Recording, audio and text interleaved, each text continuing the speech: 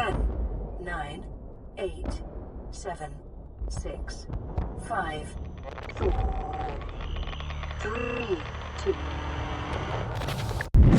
Alright, you get the drill. Ready, set, go. With the Aurora blowing up, an important part of the run had just become available. The prawn suit. I crafted the radiation suit needed to brave the irradiated ship, but instead, for now, I set my sights back to the mushroom forest. This time I didn't get distracted by the islands, and instead pushed further west, more toward the forest. The mushroom forest was crucial in this run, specifically for its low danger, but also it being the easiest place to find 2 of the 3 types of Cyclops fragments. The bridge, and the hull, as well as other various fragment goodies. Collecting 2/3 of the hull and finishing the bridge, I was sitting at a nice amount of progress on the Cyclops, being 7/9 of the way done.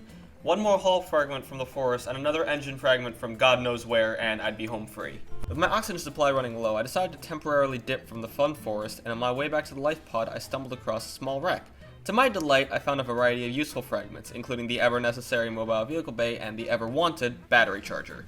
I left the wreck, made my way back to the life pod, and picked up this apparently cursed piece of quartz. Like, come on, you couldn't have picked a more perfect time to load in the scanner room HUD. With a brief break from belligerent bulkhead fragment finding, I opted to prepare the vehicle bay and explore the Aurora in the meantime.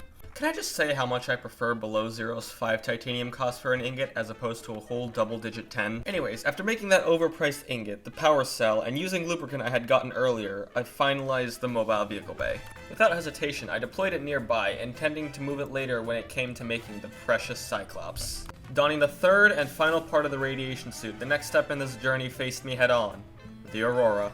If you know what you're doing, the Aurora just acts more as a time-based roadblock for getting the prawn suit and escape rocket plans. And although it seems scary to most, going in without a Seamoth really isn't all that terrifying. Often, you'll be entering from around here, and the Reapers pretty much never wander this far, with the closest to your location being 180 meters down. However, before I even got onto the Aurora, I was already getting some good stuff. To start, an excellently placed Cyclops engine piece, finishing off 2/3 of what I needed. Oh, and I guess the propulsion cannon is here too, but I don't really need that to launch Crash Fish. After a pretty uneventful swim, I'd finally entered the Aurora. Climbing the sunken ship skyward, I expertly extinguished and entered the cargo bay. Inputting the code 1454 and briefly checking the large boxes for an excess engine fragment, I took a dive back into the shallow depths. While repairing the drive core, I stumbled across one of my new favorite graphical glitches. And I encountered it again not long after.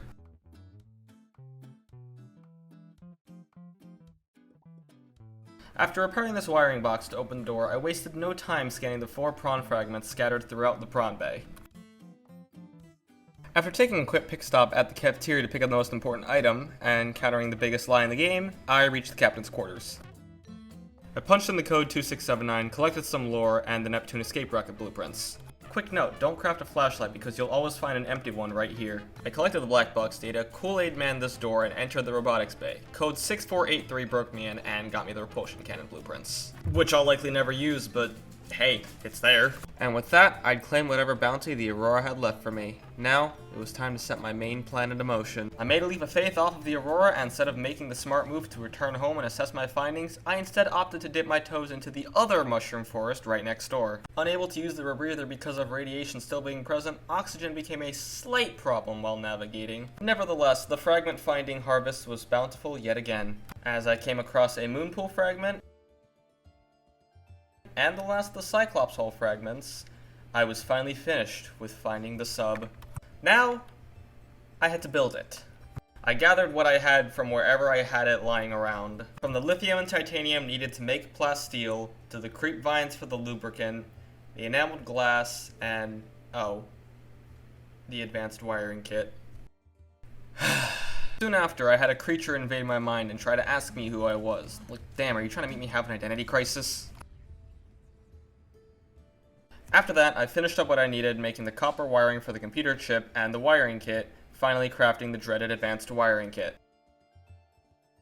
One last overview made me realize I was missing something, and my distaste for lead had finally bit me in the back, as I was just missing one piece. Luckily, it didn't take long, as the first sandstone outcrop I bashed in gave me exactly what I needed, that last piece of lead.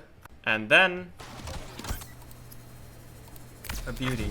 a marvel of engineering, floating right before my eyes. After witnessing it float far above the ocean waves angelically, I took my first steps within and got straight down to business. After shoving several handfuls of titanium away, building a locker for my bladderfish, I then inserted the engine efficiency module I had gotten earlier during the drive core sequence. I brought the sub a little too close to home, patched up a few welcoming bruises, and started transferring whatever I could fit onto the Cyclops. Anything I could fit that wasn't the radiation helmet came along. The less I left behind, the better. Slightly sorting out whatever I could, the next step of my plan was swirling around in my head. I placed down a crucial piece of furniture and began prep work on the prawn suit. A bout of luck came over me as I picked up the radio call that would lead me the quickest to possibly the most profitable biome, resource diversity-wise, the sparse reef. Cyclops in hand, I was quickly eclipsed by a solar eclipse, and after that phenomenon, I reached my destination. A quick swim nearby led me to 2 gel sacks, already completing half of the aerogel I'd need for the suit. To my lucky surprise, I found a time capsule lying about. To my relief, no invaluable resources were granted. However, I did manage to snag 2 very fancy posters. With a few rubies and other goods on my belt, I mass dumped a massive amount of resources back onto the ship, sorting it out along the way. With a careful eye, and after readjusting the posters so they were a bit more centered around the vehicle hatch, I took a visit to the nearby sparse reef wreck. This is generally my go-to wreck for getting moonpool fragments. However, since I had gotten those already earlier on in the mushroom forest, they really had no use here. Fortunately, like the rest of the surprisingly abundant sparse reef, there were other goodies to collect as well. The biggest game changers here were the reinforced diving suit and the final modification station piece, although an honorable mention to the thermal plant belonged here as well, thankfully not wasting time and just having both fragments be next to each other. The vehicle upgrade console from the wreck to later upgrade the prawn suit, and the ultra-high capacity tank to give me more time out in the ocean from Keene were next, and afterwards I assessed what I needed for the prawn suit. I quickly headed home and afterwards unloaded whatever resources I needed to craft the prawn suit. 2 bits of lead, 2 diamonds, 2 rubies and 2 gel sacks for aerogel, 2 quartz for enameled glass, and 4 lithium plus 20 titanium for the 2 plus steel I need. I quickly made the aerogel, the titanium ingots for the plasteel, I collected a quick stalker tooth and made the enamel glass, and afterwards, I was done.